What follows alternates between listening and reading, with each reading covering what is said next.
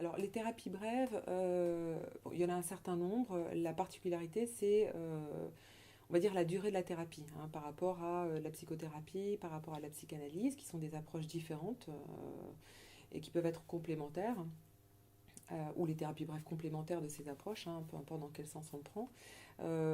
Ça va être en moyenne, pour une problématique ou un objectif défini, on va dire entre 5 et 10 séances.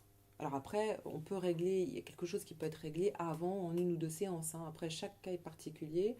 Chaque personne va réagir d'une manière différente à l'accompagnement qui lui est proposé. Mais ça reste relativement court. Quand on est sur de la sophroanalyse, on va être sur de la thérapie brève, voire courte, parce que ça peut aller jusqu'à 2 ans. Voilà. Mais après, c'est vraiment une question de durée.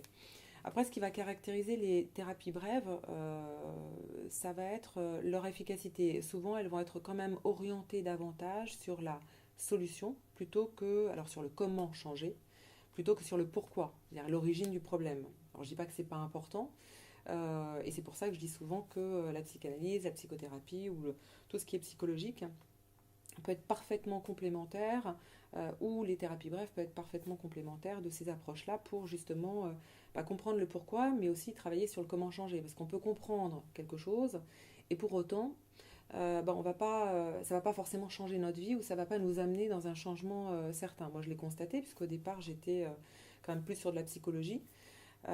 Donc c'était super, hein, les gens comprenaient pourquoi, on retournait à l'origine des choses, bon, génial. Mais pour autant, par rapport à leur objectif, ça ne changeait pas grand-chose, quoi. En tout cas, ça ne changeait pas systématiquement leur comportement.